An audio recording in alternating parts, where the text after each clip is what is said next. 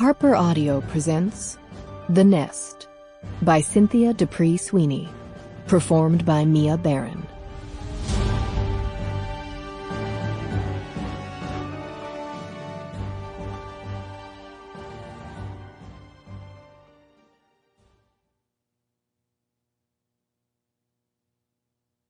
There was always this dichotomy: what to keep up, what to change. William Trevor, The Piano Tuner's Wives. That's how I knew this story would break my heart. When you wrote it. That's how I knew this story would break my heart. Amy Mann, The Forgotten Arm. Prologue. As the rest of the guests wandered the deck of the beach club under an early evening midsummer sky, taking pinched appraising sips of their cocktails to gauge if the bartenders were using the top-shelf stuff, and balancing tiny crab cakes on paper napkins while saying appropriate things about how they'd really lucked out with the weather because the humidity would be back tomorrow, or murmuring inappropriate things about the bride's snug satin dress, wondering if the spilling cleavage was due to bad tailoring or poor taste, a look, as their own daughters might say, or an unexpected weight gain, winking and making tired jokes about exchanging toasters for diapers. Leo Plumb left his cousin's wedding with one of the waitresses. Leo had been avoiding his wife, Victoria, who was barely speaking to him, and his sister, Beatrice, who wouldn't stop speaking to him, rambling on and on about getting together for Thanksgiving. Thanksgiving. In July. Leo hadn't spent a holiday with his family in 20 years. Since the mid-90s, if he was remembering correctly. He wasn't in the mood to start now. Cranked and on the hunt for the rumored empty outdoor bar, Leo first spotted Matilda Rodriguez carrying a tray of champagne glasses.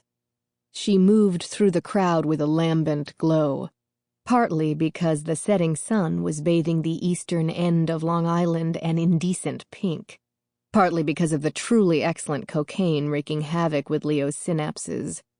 The bubbles rising and falling on Matilda's tray felt like an ecstatic summons, an invitation meant just for him. Her sturdy black hair was pulled away from the wide planes of her face into a serviceable knot. She was all inky eyes and full red lips. Leo watched the elegant weave of her hips as she threaded her way through the wedding guests, the now empty tray held high above her head like a torch.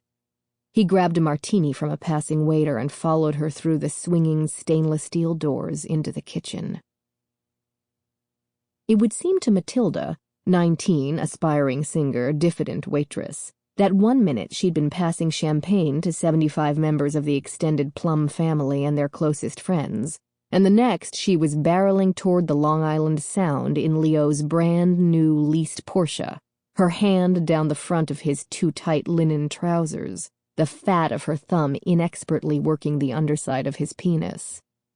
Matilda had resisted when Leo first pulled her into a side pantry, his fingers cuffing her wrists while he pelted her with questions. Who are you? Where did you come from? What else do you do? Are you a model? An actress? Do you know you're beautiful?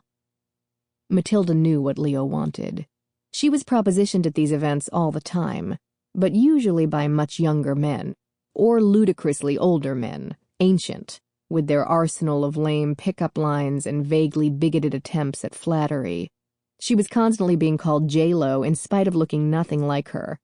Her parents were Mexican, not Puerto Rican. Even in this moneyed crowd, Leo was unreasonably handsome, a word she was quite certain she'd never employed for someone whose attention she was almost enjoying. She might think hot, she might think cute, or maybe even gorgeous. But handsome? The boys she knew hadn't grown into handsome yet. Matilda found herself staring up at Leo's face, trying to determine which variables added up to handsome. Like her, he had dark eyes, dark hair, a strong brow. But where his features were angular and sharp, hers were round and soft. On television, he would play someone distinguished, a surgeon maybe, and she would be the terminally ill patient begging for a cure. Through the pantry... Sample complete. Ready to continue?